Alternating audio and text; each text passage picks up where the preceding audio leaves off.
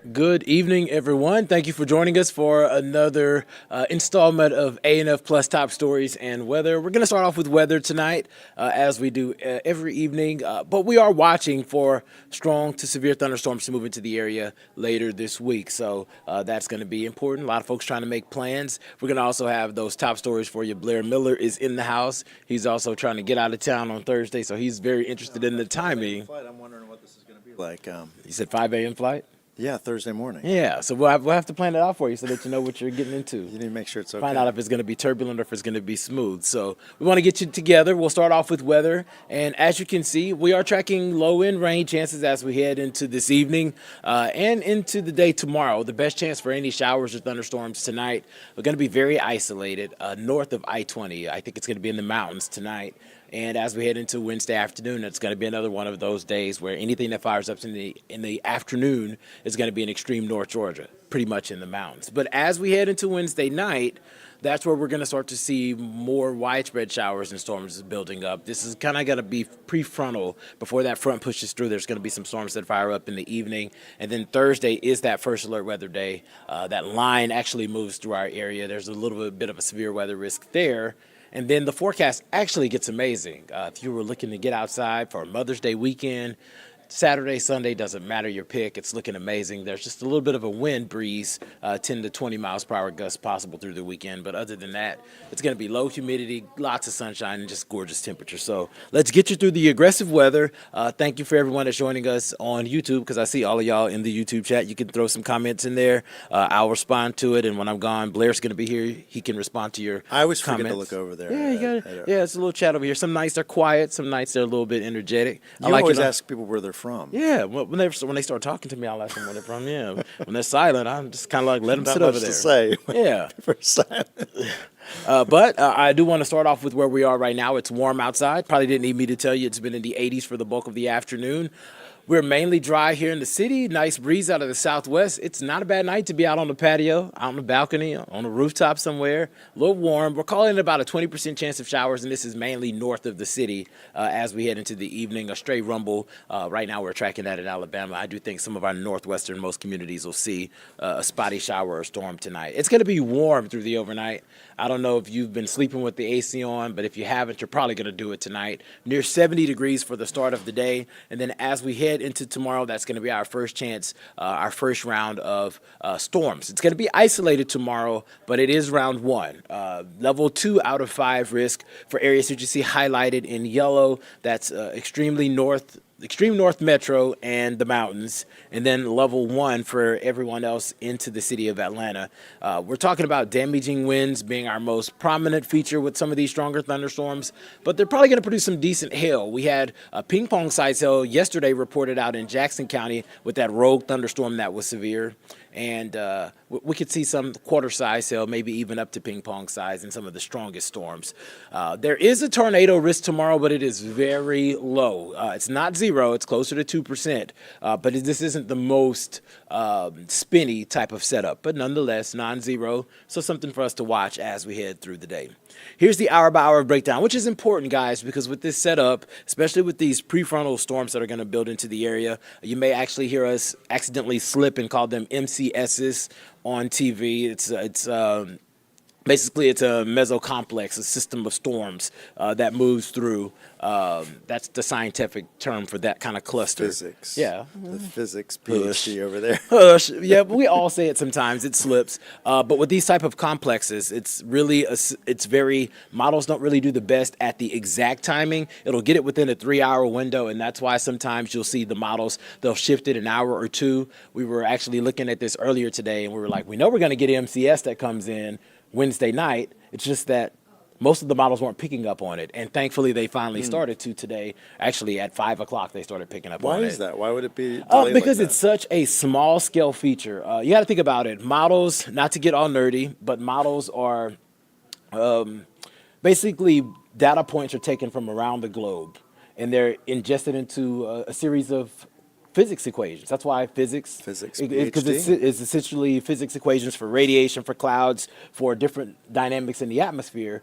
These equations are applied to those measurements, but they're so sporadic because there's no way for us to have a measurement here and then a block away and then 2 blocks away and then 3 blocks away.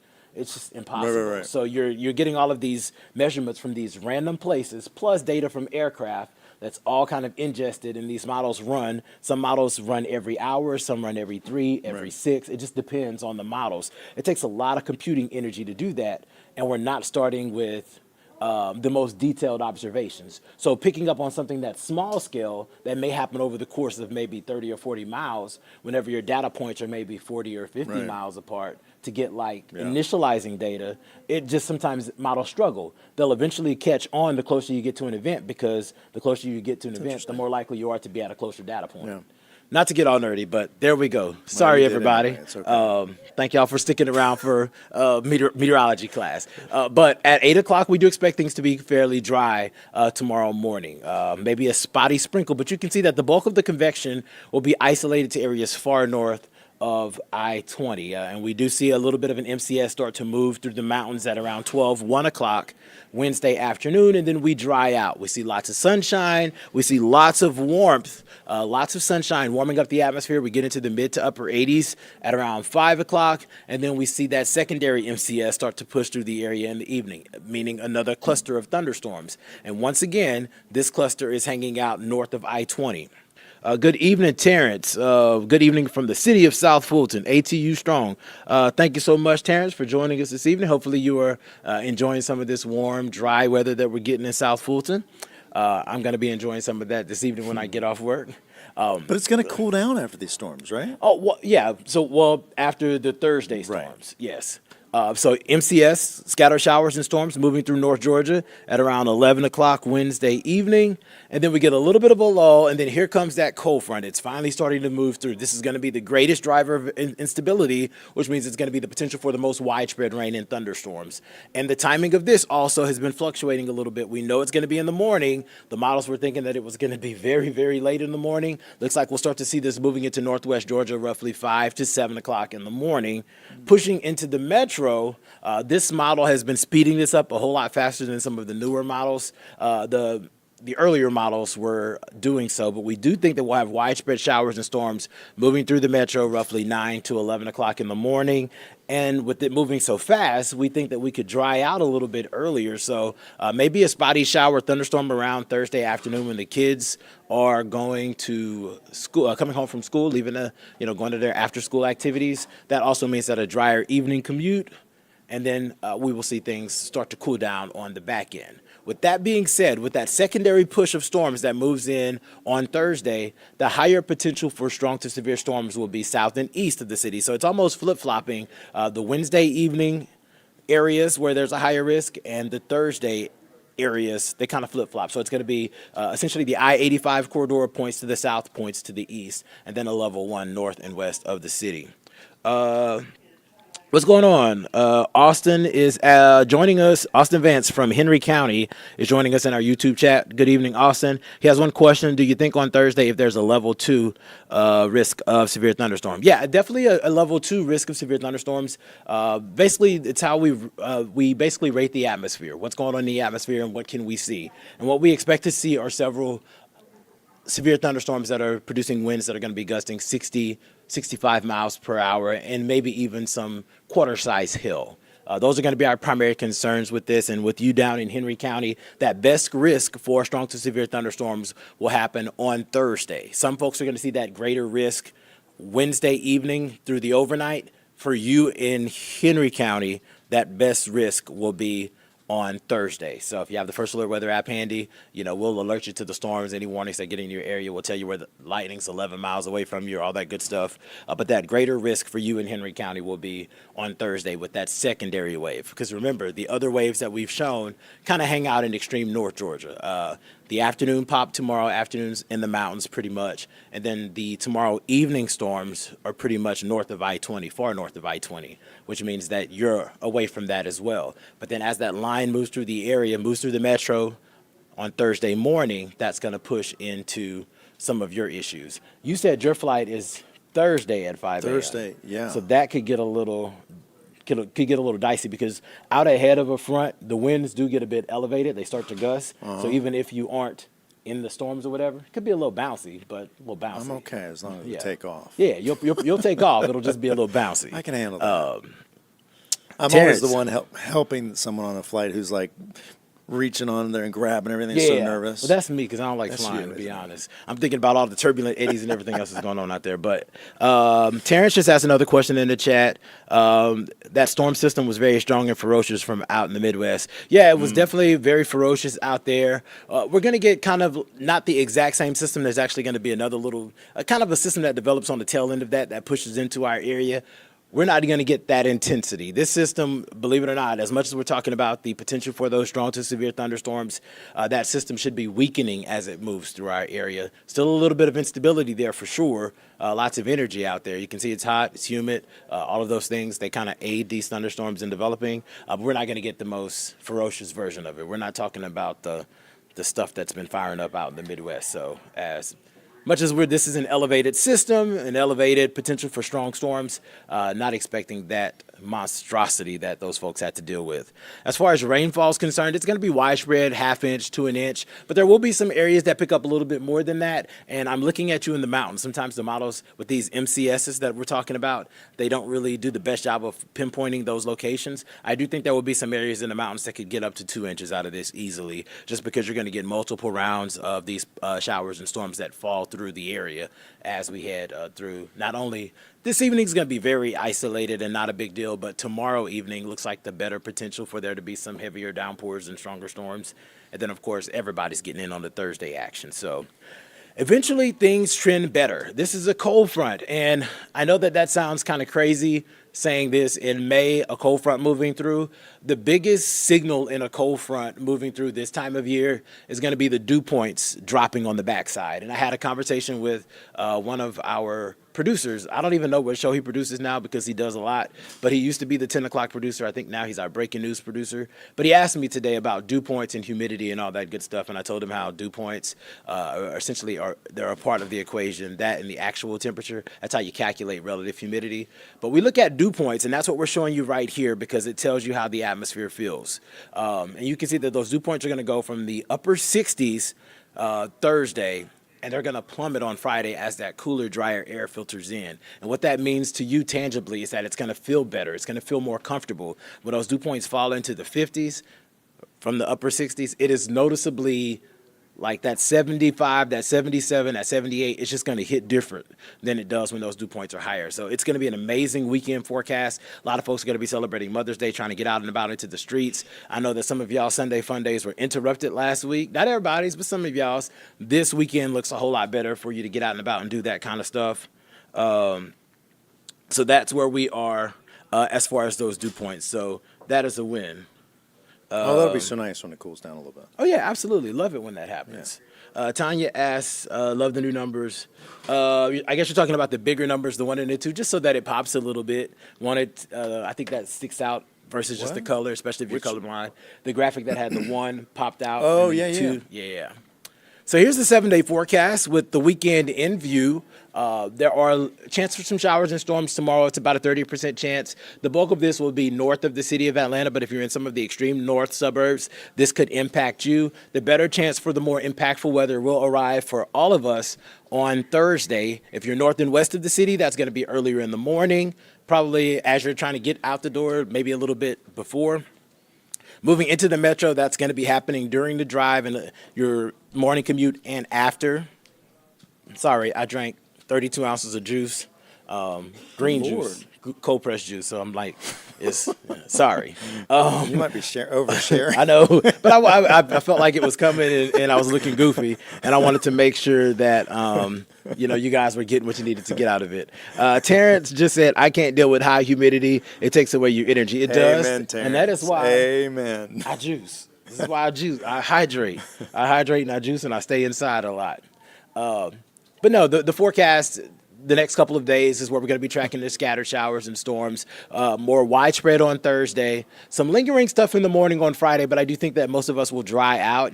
And then the weekend looks amazing. Cooler temperatures, morning temperatures in the low to mid 50s. Going to be gorgeous heading through Saturday, Sunday, even Monday's not bad. Temperatures start to climb back into the 80s, and then we're watching another system that could bring the chance of showers on Tuesday. So Lots happening this week. Obviously, me and meteorologist Fred Campagna, we are in the background going through some of this new data because we have a couple of more newscasts to do tonight, and we want to make sure we give you guys the most up-to-date information. Just threw you on screen, Blair, so that you could chat with me. But as I mentioned earlier, with these MCSs, these little complexes that are going to fire up before the main front, that's going to be something that we're looking at every hour, getting this new data, because we may have to adjust our timing an hour or two in either direction. Right now, we're pretty confident that tomorrow's pop that happens in the afternoon and then tomorrow night looks to be north of I-20. That's been consistent, but the timing has shifted a little bit. Is there one spot you're really much more concerned about at this point than others? With this event tomorrow night, it's just going to be showers and storms, gusty winds, hail, and I say just, but this isn't. I don't want to give it the energy of the stuff that's out west. Because perspective. Sure, totally. And I mean, we're Southerners. Like, y'all are Georgians. Come on now. Y'all Storms deal happen, with a little bit of hail, a little bit of wind, a little bit of rain. Although this could cause an issue. This could cause some trees down. You know, hail is. It dents up people's cars. Luckily, whenever hail has happened so far with my tenure here, it's been pretty isolated or small. Whenever you get the ping pong size stuff that like we got yesterday out of Jackson and Madison counties, it's pretty isolated to those. It's kind of was in a crossover area of those two counties, but it's pretty isolated. So nothing that's just widespread. It's something that a few people have to deal with.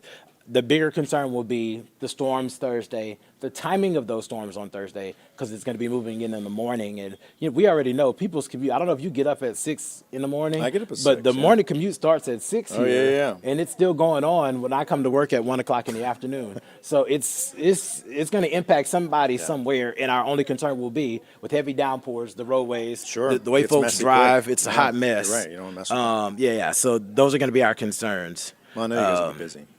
Yeah. But it's a beautiful night right now. We're talking about the badness that's coming around down the corner. That is, oops, I'm a little goofy. I apologize. Hold on. I'm going to get it right. There we go.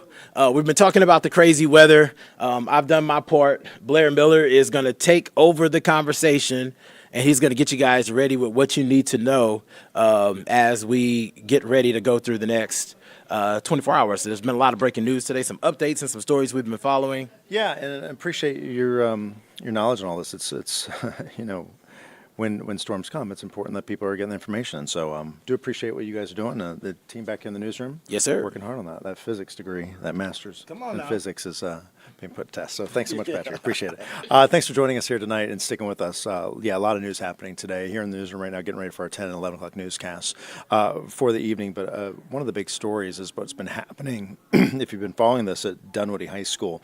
A juvenile now charged in connection with the death of a student at Dunwoody High School. This is just heartbreaking, and so many questions about what has happened there. This started as a medical emergency on the campus, but now we're learning more about what happened to 15-year-old Mia Dieguez. And this happened at school on Monday, and this medical emergency leading to her sudden death there. Our Chelsea Beimfor has been covering this. Today she was out there, and she's been talking to the family, trying to get more insight on what's happened and learn from the school district. And here's some of what she found out today. Facing charges in connection to an on-campus. I'm Chelsea Beimfor at Dunwoody High School, where a juvenile suspect is now facing charges in connection to an on-campus student death. Family tells us that 15-year-old Mia Dieguez died at school Monday from a drug overdose, possibly from a fentanyl-laced pill.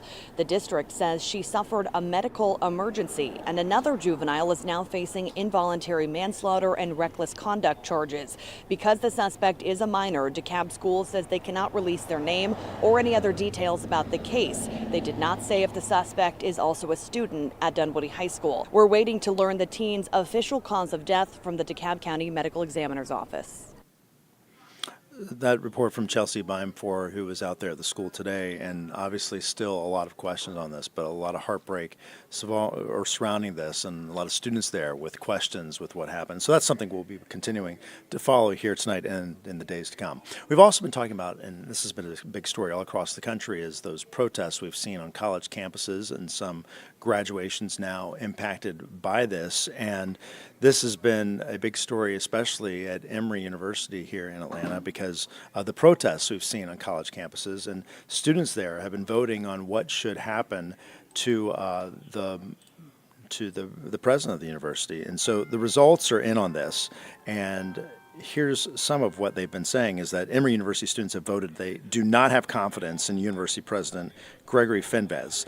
This comes after dozens of demonstrators were arrested on campus over protests against the Israel-Hamas war. And these are some of the images that we have been seeing out there. This was not today, but this is in previous days. Some students say that President Fenves mishandled this situation. But the results come less than a week after faculty at the College of Arts and Sciences voted they did not have confidence in Fenves. But it's important to note here that from a legal standpoint, when we talk about all this, much of this is ceremonial. This vote by students is not binding.